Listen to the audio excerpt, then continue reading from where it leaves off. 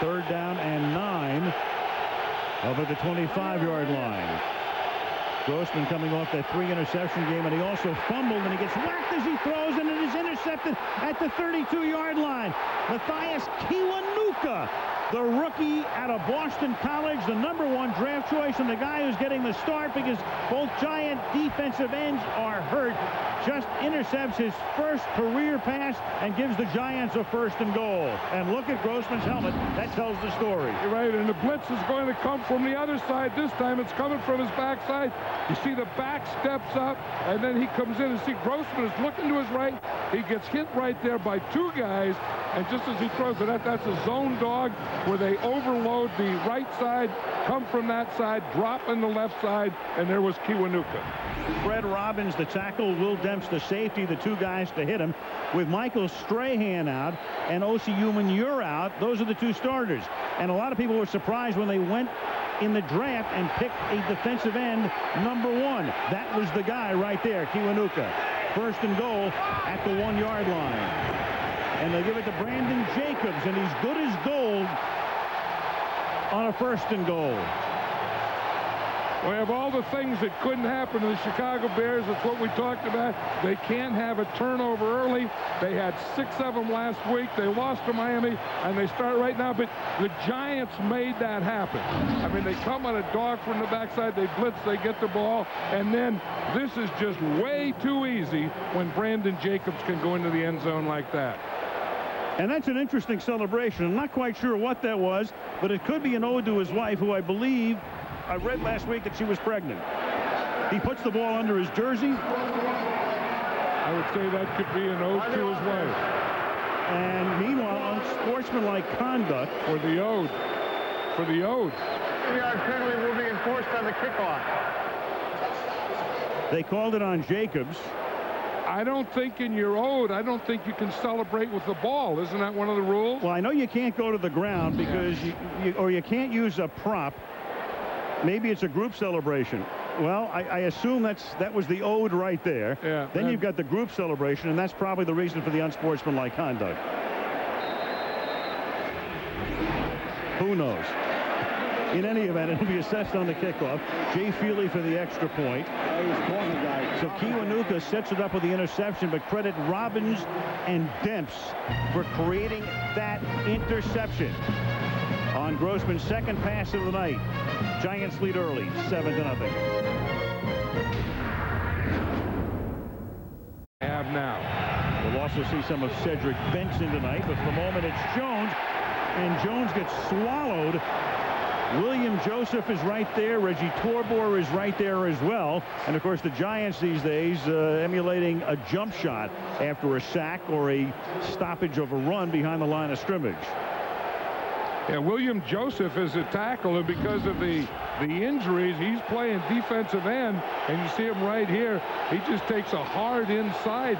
No one blocks him, and, of course, that gets the penetration, and that's always going to stop the run. 3rd down and 5 now at the 35. Grossman, and they're saying 2 to 4 weeks at the moment. Kickoff fielded 5-yard line by Rasheed Davis. And Davis gets popped by Jay Feely, is right in the middle of the action. The kicker sticking his nose in there to help in on the tackle. Now, you don't hear that a lot. The kicker sticking his nose in there. We got a story. I don't think I've ever used that phrase before, but here he is. We wouldn't lie to you. You're right. He did stick his nose in there and everything else he had. He almost created a fumble here, too. Yeah, he tried to get his head on the ball. Well, he can walk into that training room tomorrow proudly. You know, if you're a coach, though, do you want to see your place checker doing that? I don't care. Yeah. At a yard on this play, you would be looking at about a 44-yard Robbie Gould field goal attempt to tie the game. Yeah, nickel in the first half, they blitz from this all the time. Here they are again. They come again. The pass is caught outside the 10, but then it's fumbled by Muhammad. And the Giants are all over it at the 1-yard line, and they recover. Corey Webster created the fumble. Muhammad looking for the end zone, made the catch, got inside the 5, puts it on the ground, and Chicago has just turned the ball over for the 3rd time in the game. All right, and Chicago made good adjustments because I said earlier they were getting in that nickel in the first half and blitzing. The Bears couldn't handle it. Now they handle it, complete the pass, and fumble it. Recovered by Debs. Responsibility too. If a guy hasn't gotten the ball, you have to find something to get him open to get him a ball. On the 46-yard line. Now Barber cuts back, and there goes Tiki. Inside the 30, inside the 20, inside the 10. 1st and goal at the 6-yard line. Tiki Barber with his longest run of the season, 46 yards. Those are the 2 things the Giants had to do, and they did them back-to-back. They had to get the ball to Shockey, and they had to get the running game to Tiki Barber going. They got the ball to Shockey, and boom, here comes Tiki Barber. They get him out of bounds at the 8. That's 100 yards tonight for Tiki Barber. Look at Jeremy Shockey block. He is a powerful guy. I mean, he plays the game like a kid would play it in the park, believe me. Now Brandon Jacobs is in at tailback. Shockey in motion. They give it to the big bull. Touchdown Giants. Boy, did they make that look easy. Jacobs, who normally scores from the 1 or the 2, maybe the 3, that's his longest touchdown run. And he gets into the end zone with some frequency, his 5th rushing score of the year. Well, you know, we talk about... They send Bradley out to the left. You've got Muhammad and Rashid Davis both going to the right. Tight end Clark slotted to the right. After Miller's 3rd false start penalty, the sack of Grossman. Fred Robbins comes right up the middle. Yeah, like a runaway tank. I was going to say that was the same thing they did in the first half. What they did is they got in nickel and they blitzed the safety. They brought the safety from that weak side, and then you're going to see Robbins go over Brown. But see, here comes the safety back here, and here comes Robbins straight up the middle. But as they start to slide out, that let him get to the outside and been in a lot better field goal position than they are now.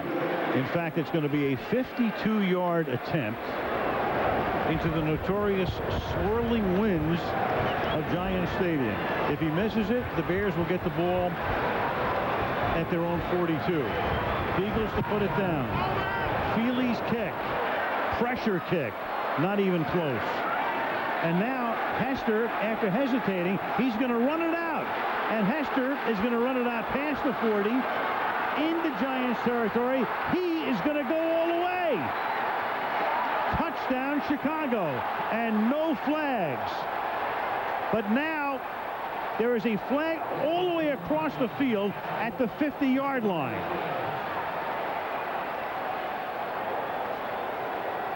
So the Bears had run out onto the field. The penalty marker came out late. The penalty is about 30 yards away from where any of the action was. And that's a tough thing with kicking that field goal, because, you know, it can be blocked. If you don't make it, they're going to get good field position, or it can be returned as it was. If it stands, it would equal the longest play in the history of the league. It would be 108 yards. After the touchdown, personal foul, unnecessary roughness by the Giants, number 65. The penalty will be enforced by the kickoff. Touchdown. What a deke by Hester. I mean, the kick is short. He stands there as if, okay, that's it, I'm going to take a knee. He waits to see what develops. There he is, nothing. A little fake, and the next thing you know, it's a play that equals the longest play in the history of the National Football League. Heck of a block. Great block. Down the sideline he goes on a missed 52-yard attempt. Did you think that he made that first move on purpose? I mean, that he was trying to draw him, lull him to sleep? You know, you don't know with him. This kid was a phenomenal run back guy in college. One of the reasons they drafted him. He's run back 2 punts, 80 or more yards. He's also fumbled some kicks. But right now he has turned this into an 11-point advantage.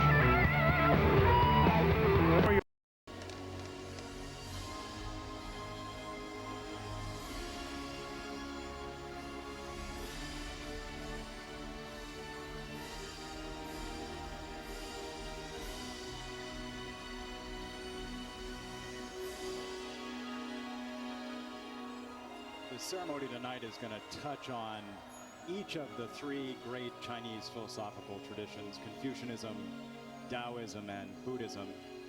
And these flying figures here, these apsaras, will be familiar to anybody who has seen Buddhist iconography anywhere in the world. They symbolize peace and harmony and can be found in the Dunhuang Caves, which are wonderfully preserved Buddhist art masterpieces out in the desert area of Gansu province. The apsaras are in effect like muses, right? That's right. They're part of the sort of magical spirit that comes, that brings both great joy and often great prosperity. This song is called Dream Rings, about harmony and the world coming together to celebrate. And now, as if by magic, those dream rings are lifted from the floor of the stadium. Just some of the technology and engineering that you're going to be seeing an awful lot of tonight.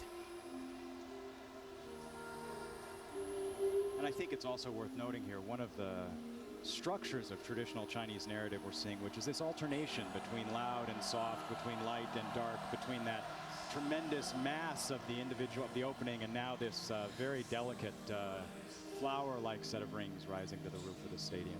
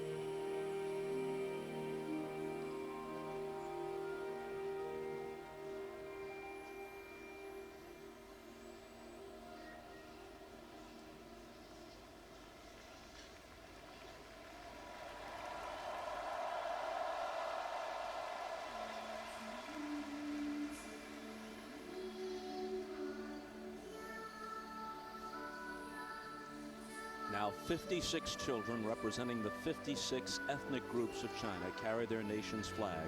This little girl is named Lin Miaoke. She's 9 years old, lives here in Beijing, and she's singing a song called A Hymn to My Country.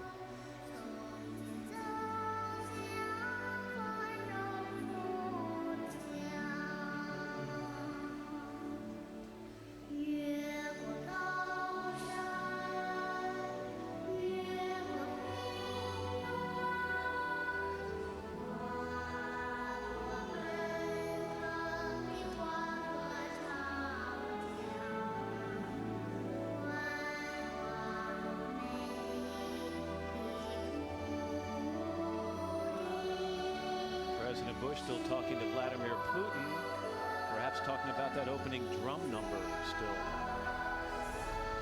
Hard to overstate the universal sense of pride, any other differences aside, among the billion-plus Chinese. In the days leading up to this opening ceremony, sales of Chinese flags went up some 30 times over.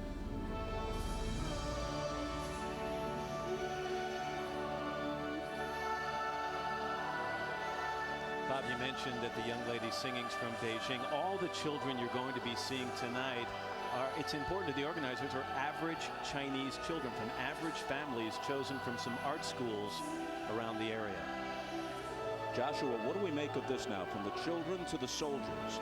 I think it's a profound statement that will resonate in the hearts of the more than 1 billion Chinese watching this tonight. The idea that the state is the guarantor of the future of those children in a country that for so long could not guarantee the safety or stability of the society for generations of children.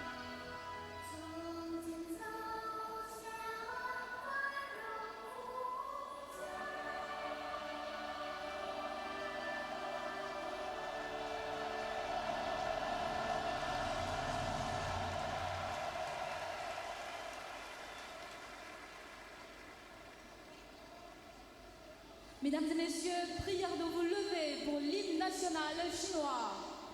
Ladies and gentlemen, please stand for the Chinese national anthem. The Chinese anthem is entitled March of the Volunteers.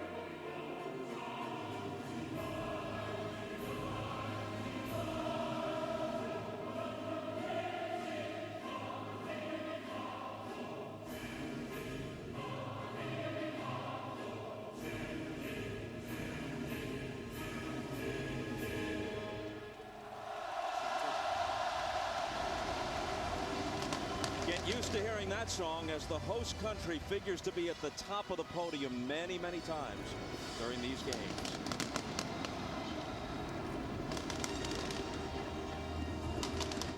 The new NBC season is almost here. So when you hear these chimes, you know it's going to be good.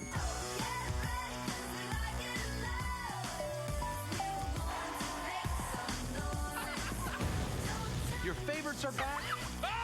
Morning, Chuck. Plus the biggest new shows and faces of the fall. I never hit anybody before in my life. You're gonna love this. This fall, NBC's gonna make some noise. Bernie's has all the top TV brands on sale, like this 50-inch Samsung Plasma for only $11.99, plus 0% interest until 2010. If you buy a TV anywhere else but Bernie's, you'll pay too much. You know it's true. For TVs, appliances, and more, you can't. Athlete, a flag bearer, and others that are in the hundreds. And some of these nations come from sophisticated sports programs, lots of resources, and others come from bare bones circumstances. The delegation from Yemen entering the stadium. Because these aren't names of countries we hear all the time, like Maldives. Where we're told that back in January, a teenage boy became one of his nation's biggest heroes when he prevented a would-be assassin from stabbing the president, which is good for the boy, good for the president, but bad for the reputation of the nation's Secret Service. Yeah, what a good story.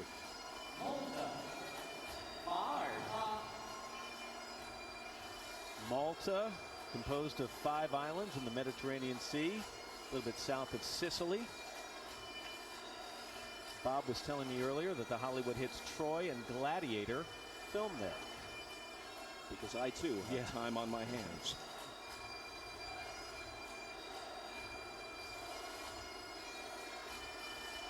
Madagascar. This is the 4th largest island in the world. Madagascar falls behind Greenland, New Guinea, and Borneo. Those are the top 3.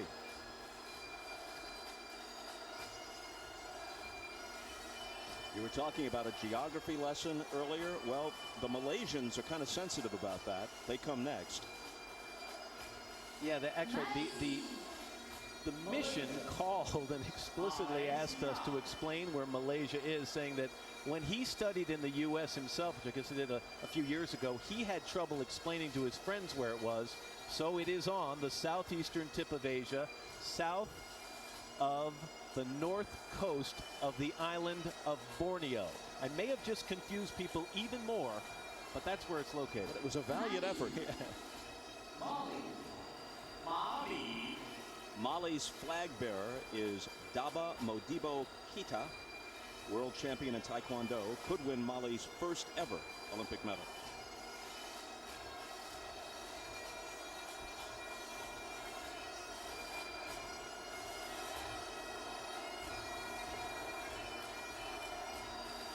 A colorful quilt that's created not only of humanity, but the differences in the costumes themselves is always one of the outstanding features of this parade of nations. Here's a little sports and pop culture reference here. Malawi. I mean, most people in the States may hear that and think, of all people, Madonna. Because remember, Madonna went there to help build an orphanage back, I think, in 2006, and ended up adopting a young boy from that country named David. So, again, pop culture and the Olympics intersecting.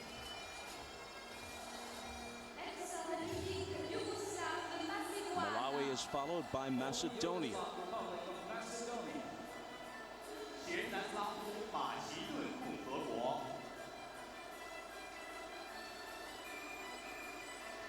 We mentioned earlier that 91,000 are in attendance.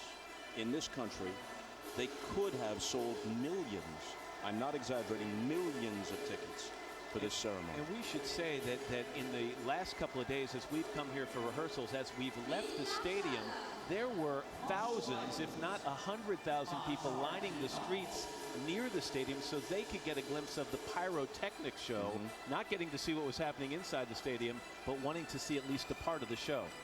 Here's a guy dressed for the evening. He had the right idea. The Marshall Islands followed by the Cayman Islands, where representatives emailed NBC asking us not to cut to commercial after Canada so everyone back home watching the satellite feed could see the team. Of course, with no alphabet in effect, Canada is actually nowhere near the Cayman Islands in the marching order, but still Caymans. Here you go. We didn't cut you out, but we are cutting away for just a moment. Bhutan entering the stadium right now. 30 of the most harrowing moments of my life, Bob. Flying into the airport at Thimphu in a 737, hairpin bank turns through the Himalayan mountains. I was never so happy to touch down in my life. It's a stunning place. Just opened up really a decade or so ago. Got television and the internet.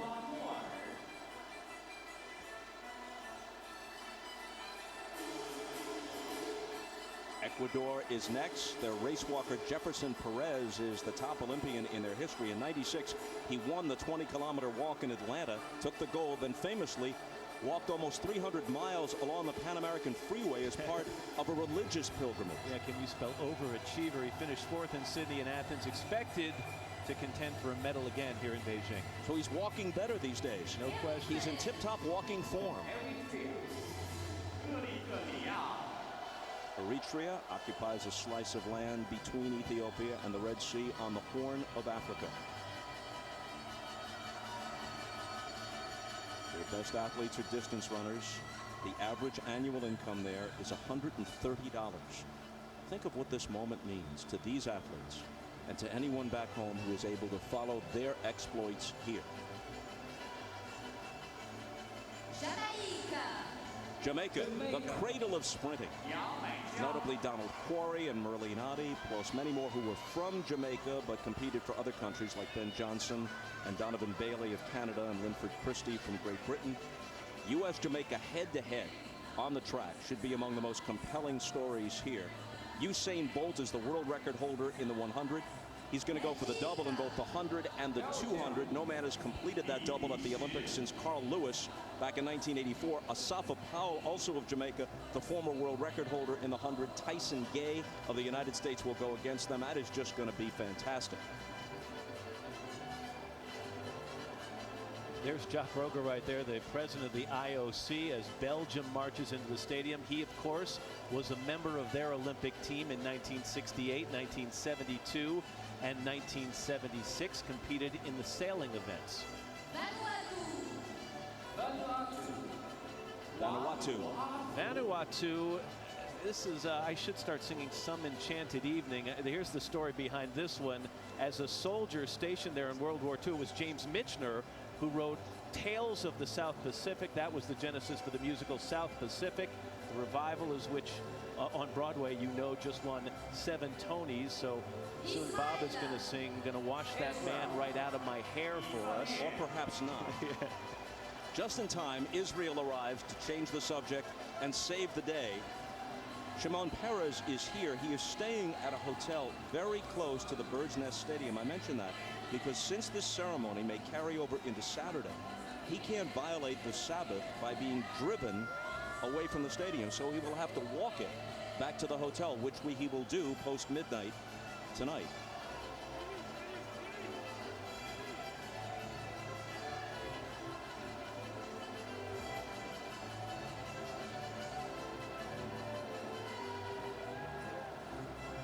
Prime Minister Fukuda is in attendance tonight as the Japanese delegation marches in. We got a bit of a senior story here. Japan has the oldest competitor here. He's 67 years old, Hiroshi Uketsu. He's riding, there's the Prime Minister right there. He's riding in the equestrian events, team dressage, his second Olympics. Get this, Bob. His first in 1964. That's a 44-year span. He'll be riding Whisper, a chestnut mare, and we're pretty confident it wasn't Whisper that he rode back in 1964. Probably not. The Chinese are noted as warm hosts on occasions like this. There are historic antagonisms between Japan and China, as there are between China and Taiwan, which at the Olympics goes under the heading Chinese Taipei. And the delegation from Chinese Taipei will follow the Japanese into the stadium. You mentioned the strained relations. Things have gotten a little bit better recently with the election of a government in Taiwan more favorably inclined to the mainland. One of the things they've done is they've started nonstop flights between the two, so an average citizen now can visit either as a tourist. Because of the dispute over how to accommodate mainland China and Taiwan in the Olympics, which lasted for nearly 3 decades, from the 50s through the 70s, mainland China, was estranged from the Olympic movement until they returned in 1984. And now, as part of the deal, the flag of Taiwan is not used here. There's a special Olympic flag instead. And turning to the sports competition here, there should be some heated competitions between Chinese Taipei, as they're called, and the mainland China in table tennis. And Chinese Taipei would love to get a couple of medals out of that competition. And in a quadrennial tradition, I now remind you that the Central African Republic is a republic located in Central Africa. Thank you for that. I said that back in '92 as a joke, and apparently people thought I was serious. So by popular demand, we continue. Here's Hong Kong, and listen to the rousing welcome. I mentioned this is where the equestrian events are being held. In 1997, Hong Kong returned to Chinese control after that 99-year lease by Great Britain. About a 4-hour flight, I guess, from Beijing to Hong Kong, so people who want to go see the equestrian events can get back and forth pretty easily. Gambia is the smallest country on the African continent, but they will not be outdone in the costume department. It's really one of the great things about the Parade of Nations to look at the variety in the costumes and the uniforms that the athletes wear into the stadium. This guy went so far as to coordinate his eyeglass frame with the costume. Nice touch. It's a moment, Bob. Benin probably won't win any gold medals here, but it did win a race of one kind. The delegation from Benin was the first to get to the Olympic Village almost 2 weeks ago, and the first to hoist their flag at the village.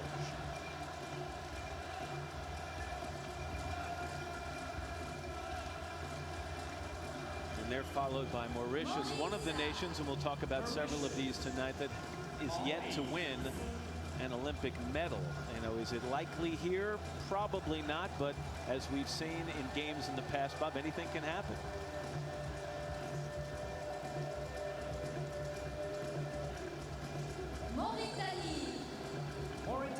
We've got Mauritania coming in right now, and on a serious note, this is a country that's been in the news this week.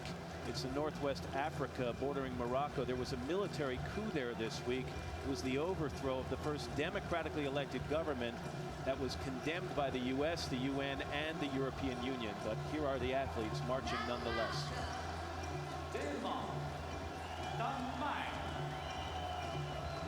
Denmark is next.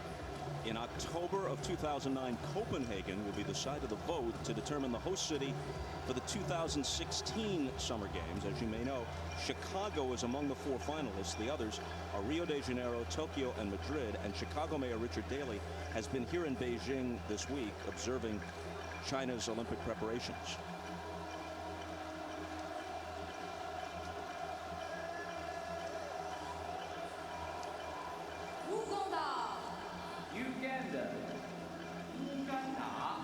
Uganda has had some Olympic success, 6 medals. Its only gold going to track and field's John Akibua, the winner of the 400-meter hurdles back in 1972 in Munich.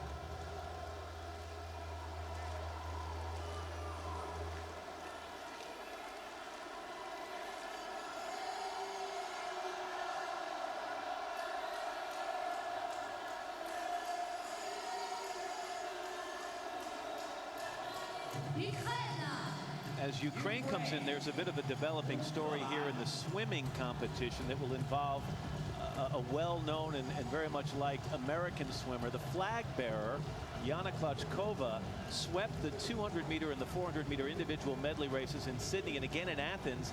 Those are the races American Katie Hoff is looking to win in that impressive double in Beijing. So there's the competition. Sergei Bubka, the greatest pole vaulter ever, part of their delegation, set the world record 35 times, still holds the record, won Olympic gold in 1988, now a member of the IOC. Back to the Parade of Nations from Beijing in just a minute. And this, of course, is a country that has won 5 World Cups in men's soccer, the most titles of any nation, but somehow they have never won an Olympic soccer gold, men or women. This is the nation of Pele and others, so they want it badly, and they're pulling out all the stops here. The woman considered the best female player in the world, Marta. Soccer stars in Brazil are one-name deals. Pele, Ronaldinho, Marta. Marta is part of the Brazilian team.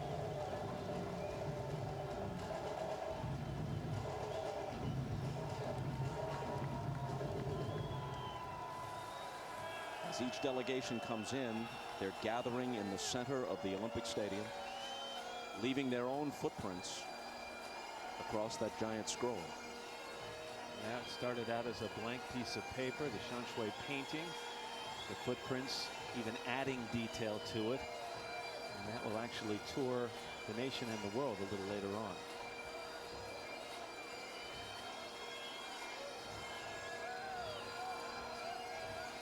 Paraguay entering right now, and here's one of those little pieces of trivia that many only know based on the Olympic Games. It's the only country in the United Nations with a flag that's different on the front and the back. One side bears the national coat of arms, the other bears the seal of the Treasury.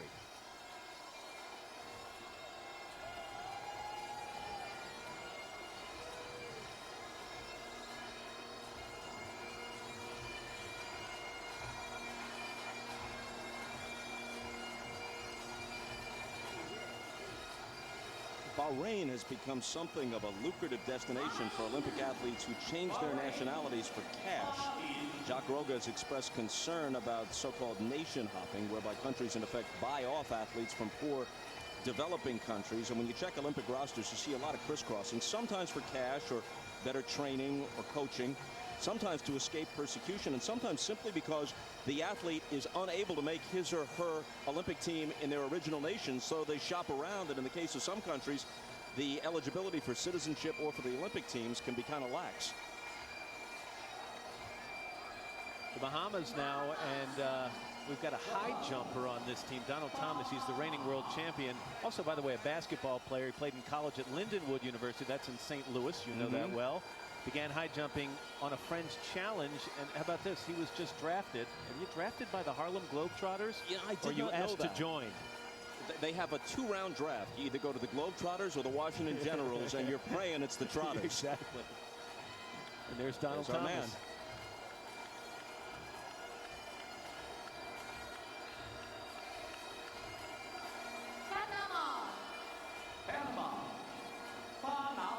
For Panama, the big star is long jumper Irving Salguino. He is his country's great hope for its first ever Olympic gold medal. That would not be Irving Salguino. We think not.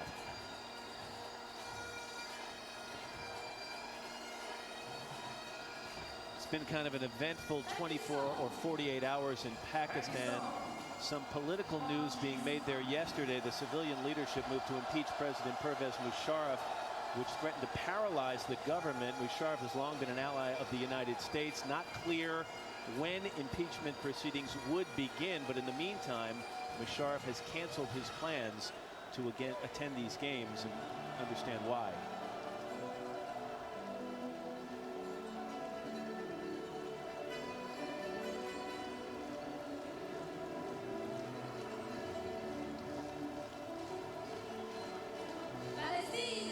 Help me out here, Bob. We've got, as Palestine comes in here, we have a swimmer in this delegation training for the world stage of the Olympics. There is no Olympic-sized swimming pool where he trains. Those sorts of training challenges are not all that uncommon when you look across the span of 204 nations. They come out of such different circumstances. But it's like training for Olympic basketball when you only have an 8-foot basket. Pretty much.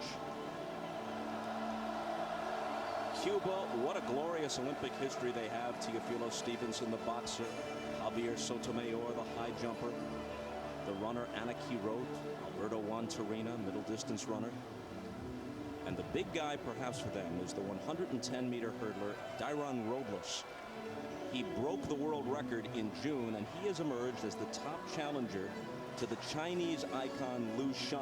That's Liu Shang's event, the 110-meter hurdles. Now, he won it in Athens. He does not hold the world record any longer. Robles does. By the way, you know, there is no baseball at these Summer Olympics for the next couple of cycles. A lot After of people, this one. right, a lot of people upset by that. Probably Cuba more upset than anyone. Yeah, because outside of defectors, all of their major league quality players, and there are many, are on the Cuban team, whereas other nations really don't have their very best baseball this players. Was a big chance for them. It's like the World Series for Cuba and their perennial gold medal contenders.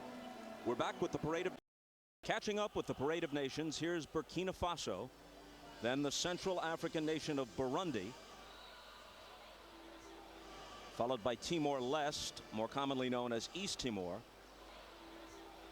Qatar, pronounced that way despite the spelling, and Rwanda, where the group Right to Play has done significant work. That's the charitable group founded by Norwegian speed skating great Johan Olav Kass. That's sort of a sports peace corps. The snowboarding gold medalist Shaun White went to Rwanda as part of that program. And Rwanda, as you saw, was followed by Luxembourg and Chad. So if you're just joining us, you're saying, wait a second, we go from Chad to Belarus. Since when do the B's follow the C's? But again, there is no alphabetical order to the Parade of Nations here in Beijing. Instead, it's all based on the number of strokes in the Chinese character representing the country. So it is a bit nonsensical for some of you watching at home. That's why we've got the graphics on the screen. Keep track by looking continuously to the right. You'll see what's coming up.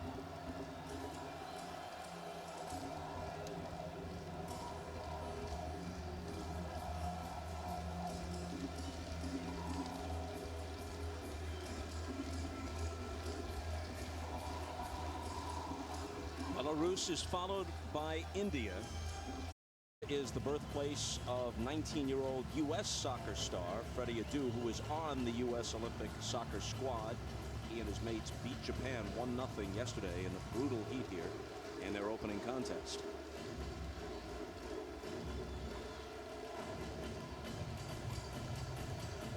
Here come the Canadians. Vancouver will host the 2010 Winter Games. Calgary hosted the Winter Games in '88 and Montreal in '76. Somehow the Canadians did not win a single gold medal at either the '76 Summer Games or the '88 Winter Games. They want to remedy that in Vancouver. Yeah, they want to remedy it with a program they're calling Own the Podium. They're pretty sure they can do much, much better. By the way, we talked a little while ago about athletes changing countries for money, and this is Canada, one of those countries that actually pays athletes for medals, and they're doing it for the first time, upwards of $20,000 per medal. So there's cash for success here. Not unheard of. It happens in a number of countries, the U.S. included. Exactly right. More.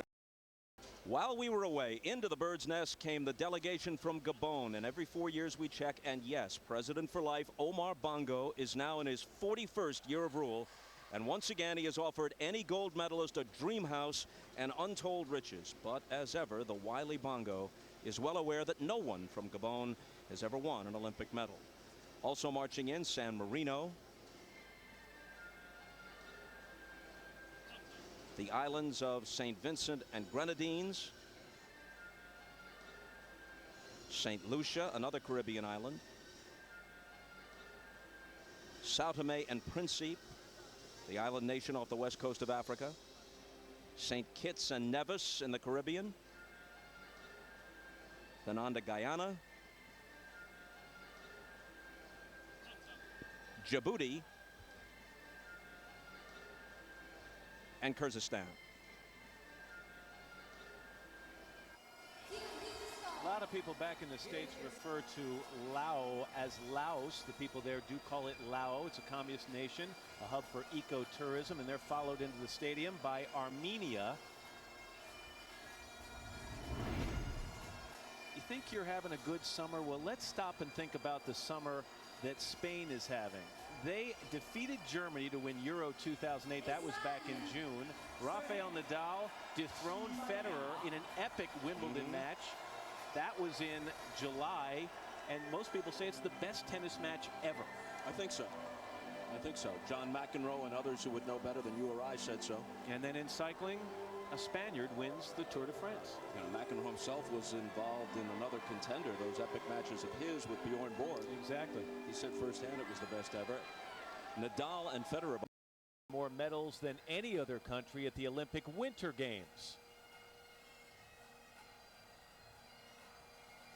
And the story for South Africa is Natalie du Toit, the flag bearer, an amputee competing in the open water swim, a new event here. She lost part of her leg in a motorcycle accident. True Olympian. Cambodia follows South Africa into the Olympic Stadium, and they in turn are followed by Kazakhstan. Nastia Lukin, the outstanding U.S. gymnast, has a link here. Her father was from Kazakhstan. He won 2 golds and 2 silvers for the old Soviet Union in 1988 in Seoul. Kuwait is next.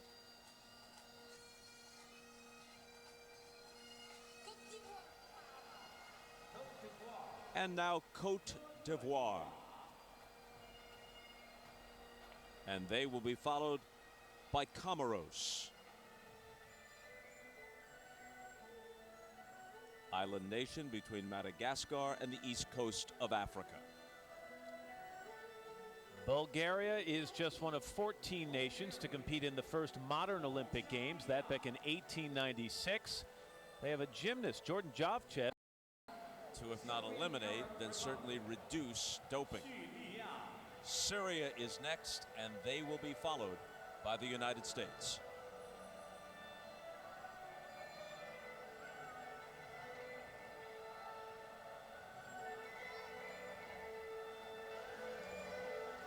The flag bearer here is Lopez Lemon. Born in Sudan, torn from his family at a young age, he ended up in a refugee camp in Kenya. Eventually, he came to the U.S. as one of the so-called lost boys of Sudan. His talent was soon recognized. He runs the 1,500 meters. He made the team as the third-place finisher in the final event of this year's track trials in Eugene, Oregon. A meaningful choice by the U.S. delegation here in China. Lopez Lemon, a Sudanese refugee, as the flag bearer. How about this for a quote? He said, "I didn't even know what the Olympics were. We walked 5 miles to the only black and white TV in the area. First thing that came on was Michael Johnson running with the USA jersey on. Listen to the rousing welcome to the USA team. He said, he was fast. I said, I want to be as fast as that guy." What a fabulous story. President and Mrs. Bush taking it all in. The United States has topped the medal charts in each of the last 3 summer games. Here, by all signs, they will be pushed and perhaps even surpassed by the Chinese team. Tyson Gay. He'll be in the 100 meters. A stumble kept him from qualifying at the trials in the 200 meters. But he will be part of what could be, as we mentioned, there's Laura Wilkinson, the veteran diver, a U.S. favorite. Tyson Gay will be part of what could be the fastest foot race of all time with Jamaica's Asafa Powell and Usain Bolt. I saw Laura Wilkinson yesterday. She gets underway on the 20th. Very much looking forward to it. Great spirits. There's Lindsay Davenport, the tennis player as well.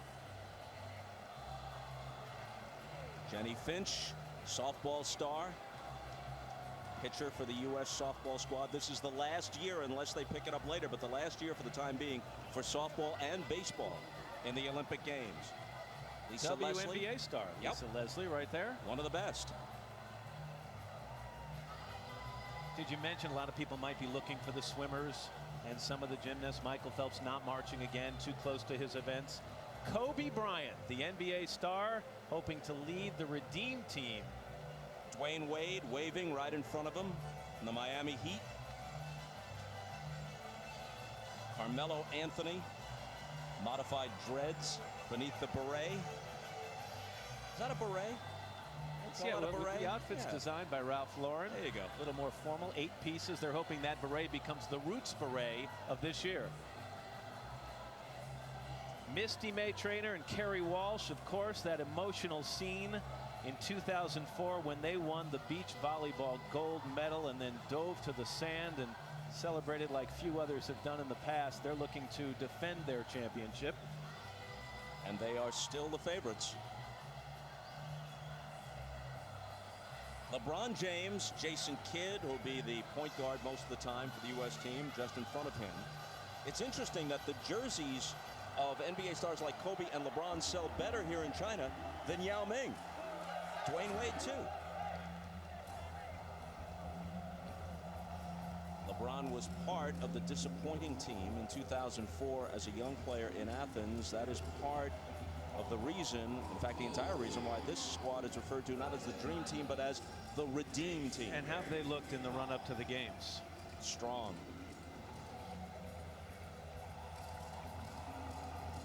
And they draw China first on Sunday night, a game that President Bush says he will attend. And we will show it to you live on NBC. Guess who else is attending? I have my ticket in my pocket. There you go.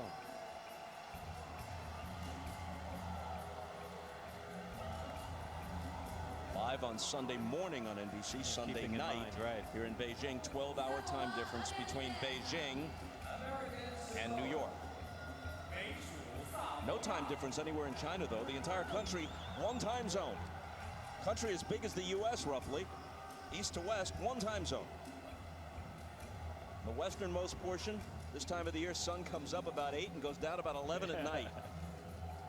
So the U.S. is in. They'll take their place in the infield in a moment, and we've got much more, including the host nation of China, as the Parade of Nations continues from Beijing.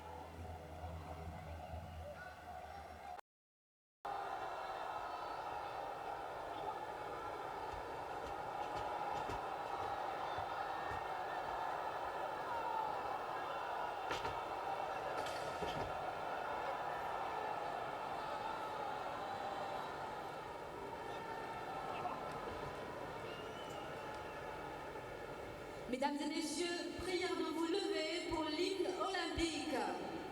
Ladies and gentlemen, please stand for the Olympic anthem. 女士们、先生们，请起立，升奥林匹克会旗，唱奥林匹克会歌。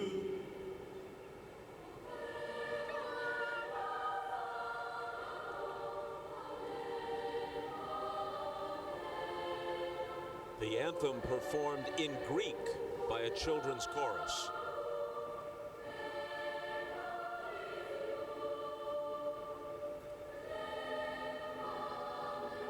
It was first performed at the 1896 Olympics in Athens.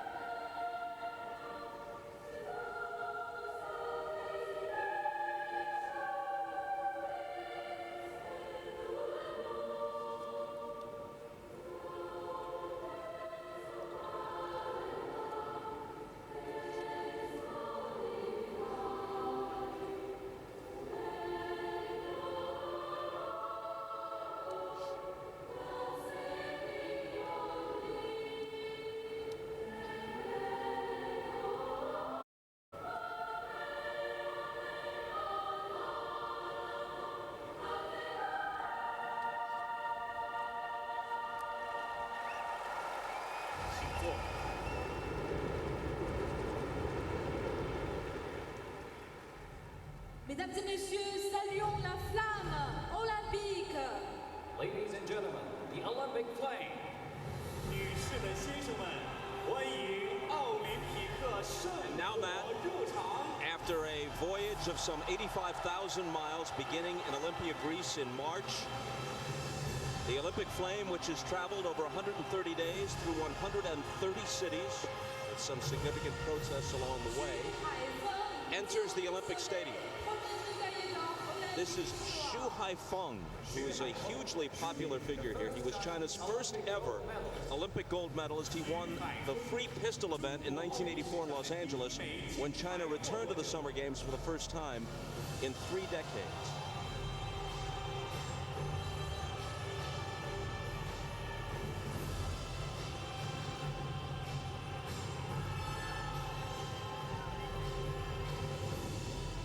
And Xu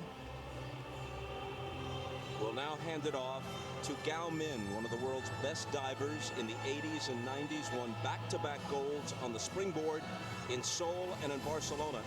One of the key figures in China's ongoing diving dynasty. Joshua Cooper Ramo is with us. Some of these athletes, Gao Min is an example. For those who have followed the Olympics in the United States, they're familiar, but each of them will be instantly familiar to this Chinese audience. True? That's right, and particularly because into the world stage in a way that was somehow new. And now taking the torch and the flame, Li Xiaoshuang, gymnast, became China's first Olympic all-around champion in Atlanta. 6 career medals, tied for the most among all Chinese Olympians.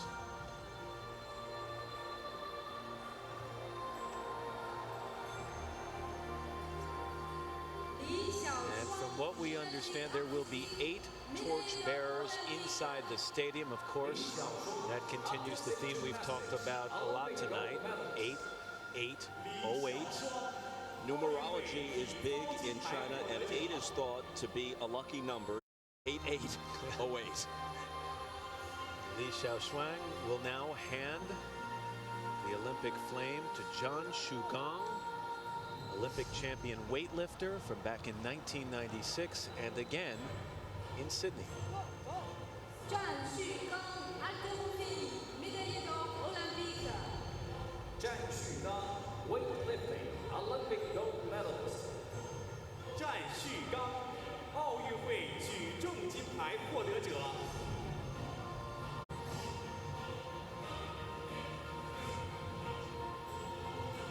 And now the flame will be handed to another enormously popular athlete, as Joshua mentioned. This one in an enormously popular sport of badminton. This is Zhang Jun, won back-to-back mixed doubles golds in Sydney and in Athens.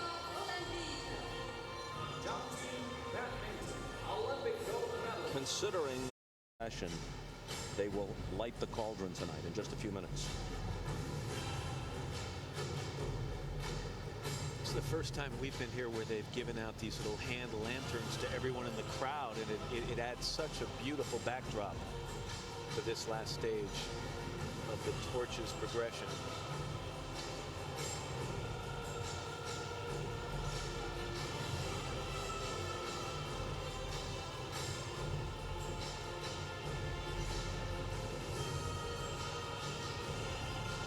Chen Zhong, 2-time gold medalist in Taekwondo and still an active athlete, going for 3 here.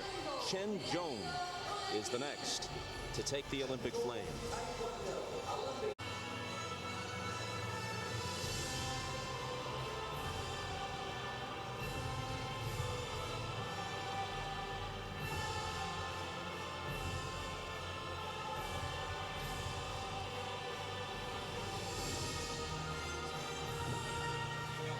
And now Sun Jin Fong, a volleyball player, technically not an Olympian, but a member of the immensely popular women's volleyball team that in 1981 won the World Cup, which was China's first ever team championship. It was held in Japan, and in the process they beat the US, Russia, and the host team. It's still a legendary team feat in China. Sun Jin Fong.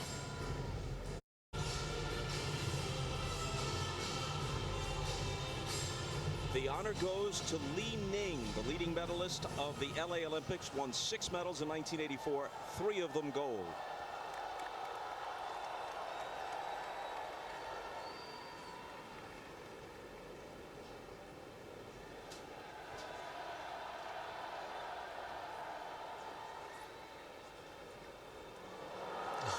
Whoa! And just when we thought this Olympic opening ceremony couldn't scale new heights, we're all proven wrong again.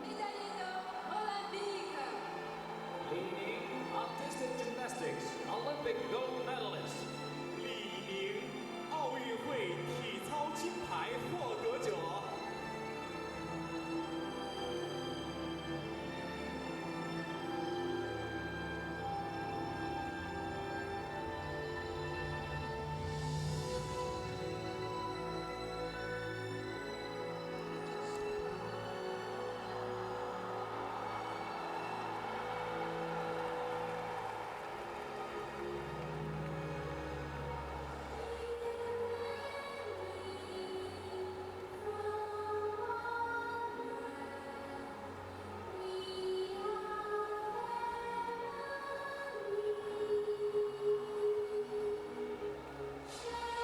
Again, the scroll unfurling 360 degrees around this stadium.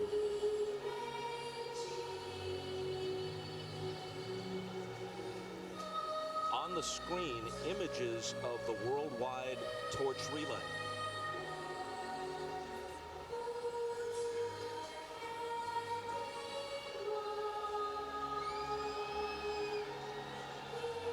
Earlier, as the artistic portion played out, you might have been saying to yourself, what will they do for an encore? Well, here you have it. And I wonder how long it took him to train for this feat that he's accomplishing right now.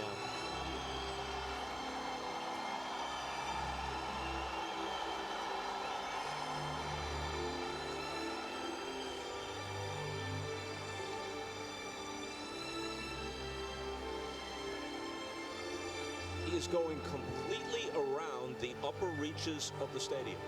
Just passed above our heads, making his way to the south side of the stadium right now.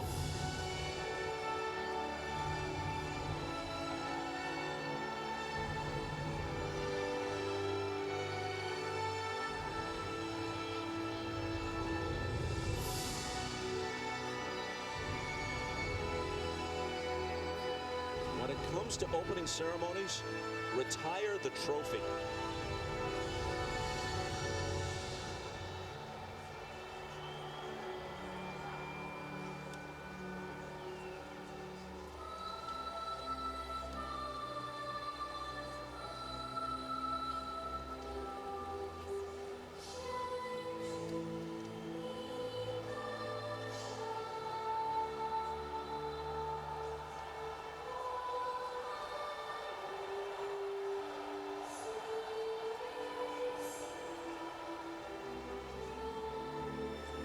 Li Ning won 6 medals in 1984. For the rest of his life and beyond, he will be best remembered in China, not for that, but for this. And as he approaches the Olympic cauldron, we have to mention it wasn't even here 30 minutes ago. This appeared from over the top of the stadium. Another amazing feat of engineering here at the Bird's Nest.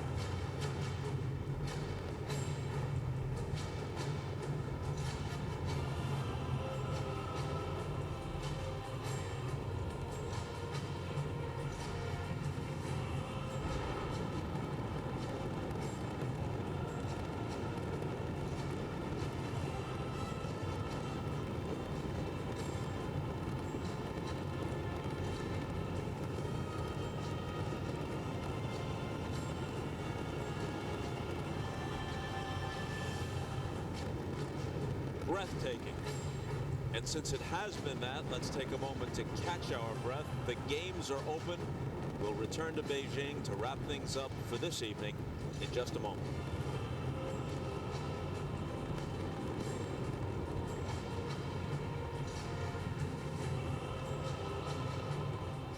I've been waiting for my dreams to turn into something I could believe in, but now I'm rising from the ashes, finding my wings.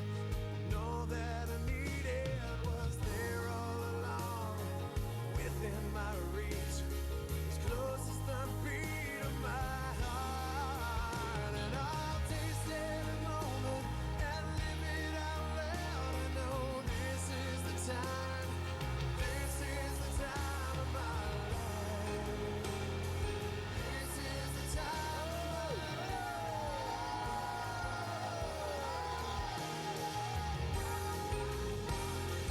This is the time of my life.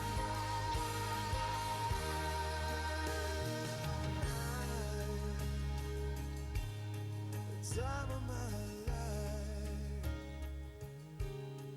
Time of my life.